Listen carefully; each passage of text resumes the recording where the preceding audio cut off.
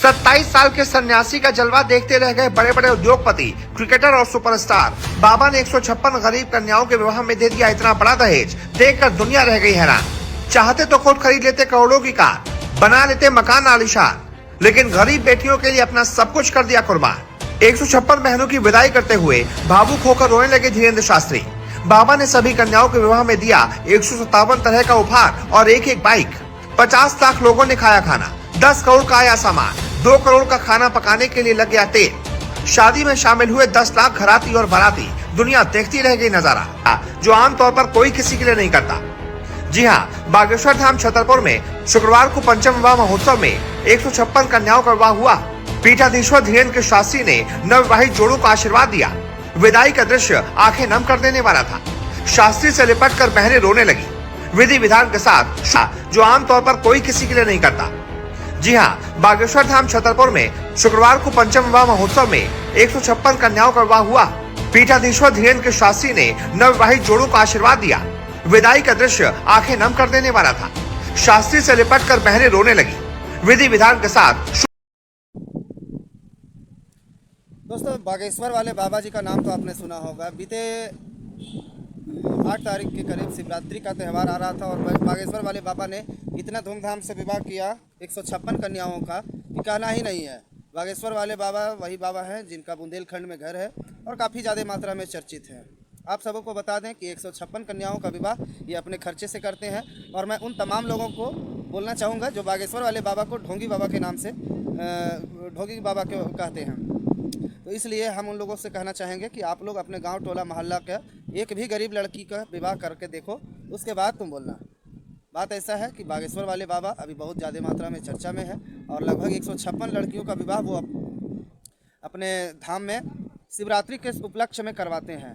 और इस विवाह में लगभग सभी लोगों को, हाँ, जिस प्रकार से लोग गांव में घर में शादी करते हैं ठीक उसी प्रकार से उन लोगों को गाड़ी, गोदरेज, पलंग, बहुत सारा चीज़ क्या बोलते हैं उसको, दहेज में जो दिया जाता है वो सब चीज़ दे करके और बागेश्वर वाले बाबा उन कन्याओं को जो है सो सहारा देने का काम करते हैं।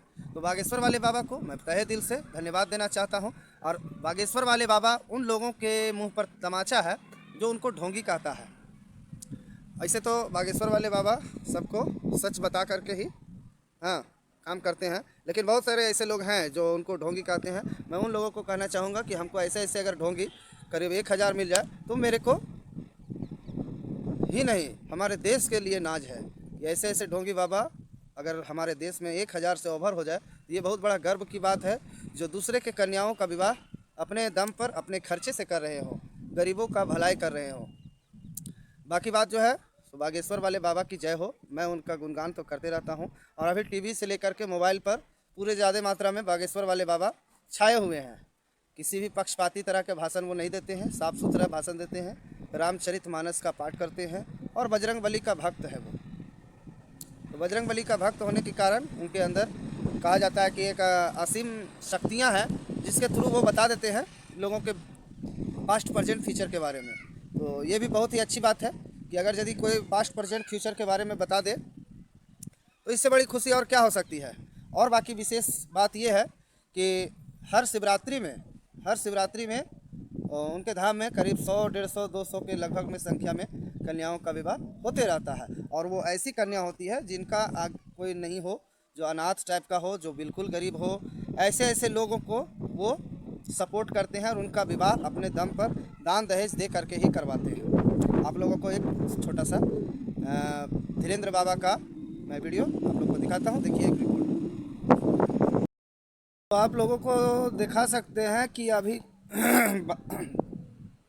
बागेश्वर वाले बाबा जो हैं विवाह के दरमियान में कन्याओं का विदाई करते समय रो पड़े और इतना भावुक होकर के रो पड़े कि सभी दर्शक जो है देखते ही रह गए। वहाँ पर बहुत सारे जन आए हुए थे, लगभग लाखों की संख्या में भीड़ थी। और मैं तो कहूँगा कि ऐसे ऐसे बाबा हमारे भारत में अगर 1000 नहीं, 10,000 नहीं, अगर 1 लाख से भी ओवर हो जाए तो ऐसे ऐसे बाबाओं को स्वागत है हमारे भारत में। और बाबा को झूठा साबित करने के लिए जितने भी सारे लोग लगे हुए थे उन सभी के ऊपर तमाचा बहुत बड़ा है कि बागेश्वर वाले बाबा को कभी भी झूठा साबित नहीं कर सकते हैं। अगर बागेश्वर वाले बाबा झूठा होते तो कन्याओं का विवाह नहीं करते। और जैसा भी हो, गरीबों का मदद करने वाला मसीहा होता है, भगवान का दर्जा उसको मिलना ही चाहिए। तो गरीबों का मसीहा बागेश्वर वाले बाबा निकले और कितने सारे कन्याओं का विवाह किए। आप लोग देखे होंगे कि बहुत सारा मोटरसाइकिल हो गया, गोदरेज हो गया, तरह तरह के आइटम जो है जिस प्रकार से दान दहेज में दिया जाता है उस प्रकार से दिया गया। और बागेश्वर वाले बाबा एक साल ही नहीं आए, बीते प्रत्येक वर्ष शिवरात्रि में लगभग 100, 150, 200 संख्या में कन्याओं का विवाह करते रहते हैं। तो बागेश्वर वाले बाबा को आप किस रूप में देखते हैं कमेंट करके ज़रूर बताएंगे और लाइक करेंगे और चैनल को सब्सक्राइब करेंगे। इसी के साथ मैं आप लोगों से विदा लेता हूं। धन्यवाद।